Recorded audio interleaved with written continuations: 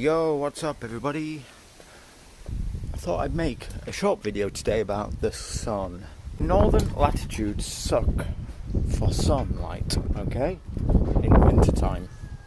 The higher your latitude, and Northern Europeans and kind of anyone in the mid to north of the United States are at a fairly northern latitude. Certainly Northern Europe is much higher latitude than what people would imagine. Okay, it's much more up here on a sphere than it is here, you know. And what this means is that on a day like today, November the 6th, it's only about 1 p.m, 1 hour after solar noon, and it barely gets high in the sky. It doesn't go overhead. So when the sun is on only doing a low arc in the sky every day, basically we're barely getting any of the sunlight. And this is obvious, of course. We know that we don't get suntans. We barely get any warmth from the sun.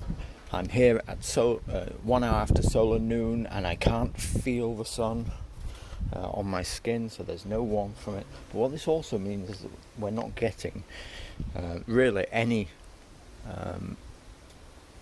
usable UVB radiation from the sunlight. Okay, not enough to penetrate just below the epidermis of the skin and to create vitamin D. So we are pretty much all reliant upon the vitamin D levels that our fat stores make up during the summer months. And pretty much in the UK and most parts of Northern Europe, my skin really is not getting any noticeable UVB penetration at all. I'm not making any vitamin D from the sunlight here. It's doing nothing. I could be out in it all day and my milk bottle skin will not turn any kind of shade whatsoever. I won't get any kind of suntan, no reaction from the sun whatsoever. And this won't start happening again until March, probably April. So why am I talking about this? Because we're probably all vitamin D deficient, that's why. Let's check on how Tortoise is.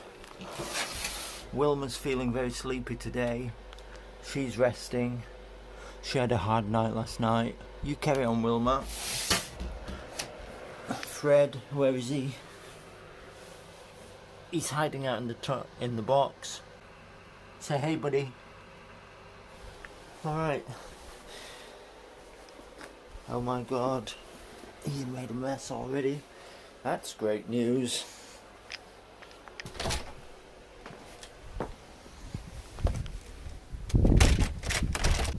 What I want to say is that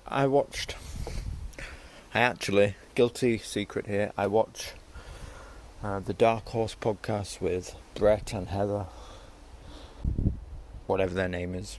They're a pair of liberals, but they've been really good over the coof stuff, actually. You know, you really can't knock them. And she made a point of talking about vitamin D last night on that podcast. She is right that most people are not aware of this fact that they only make vitamin D effectively from the sunlight, and that you can't make any vitamin D in your body if you're living in northern latitudes for, 1/3 at best, and most often about half of the year.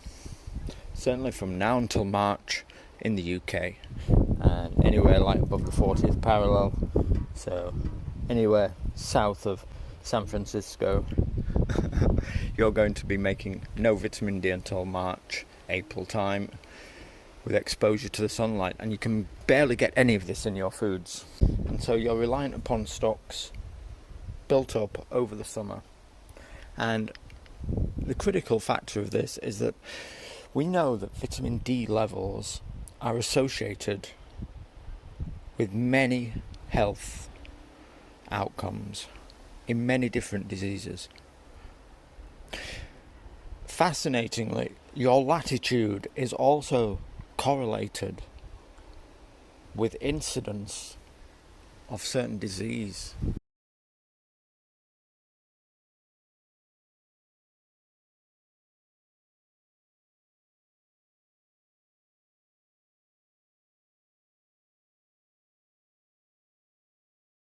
It is correlation, it's not causation, okay? But your incidence of certain diseases does correlate to your latitude.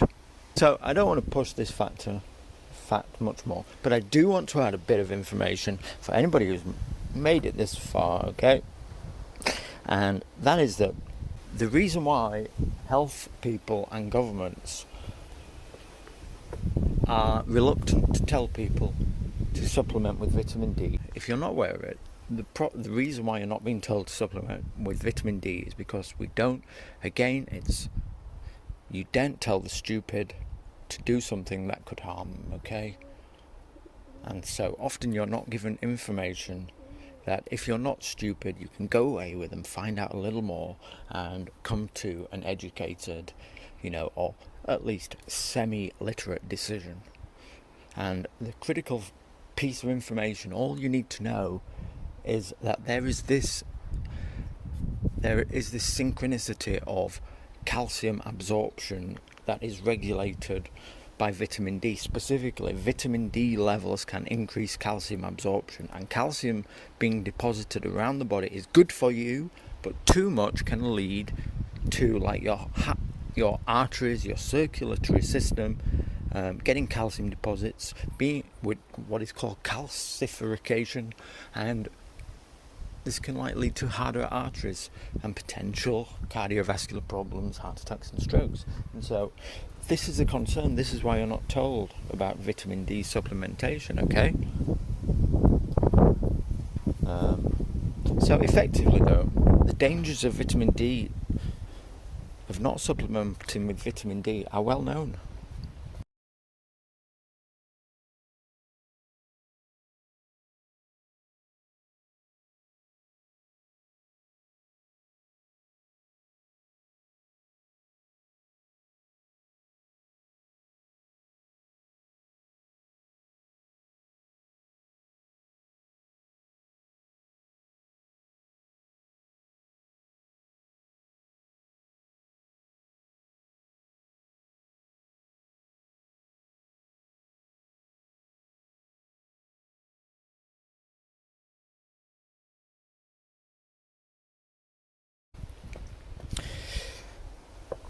If you're on a low calcium diet, it's of no concern whatsoever. It's probably little concern to most people. But effectively, here's the thing that you need to know, okay, is that if you supplement with vitamin D, what regulates where calcium goes in the body is another vitamin called K2. And so if you supplement with vitamin D, do it with K2, and most likely you're going to be fine. That's and that's the top and bottom of it. That's a well-intentioned and not bad summary of the science, and I challenge anyone to say otherwise. So I'm not going to tell anybody what to do, but I and people that I care about, they do supplement with vitamin D from October to April, and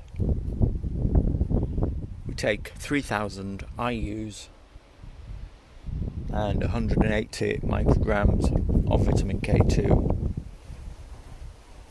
and that's daily. That's what I do, okay? I'm not suggesting anybody else does it. I'm just telling you what I do.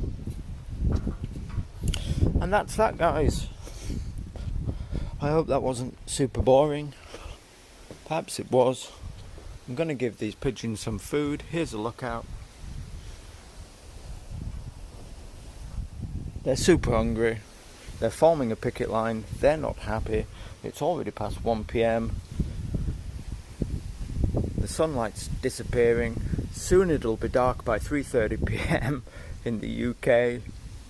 How do we even function like this? We've evolved. We're used to the northern hemisphere, high latitudes. We can deal with it. Let's go. I'll see you later. Later.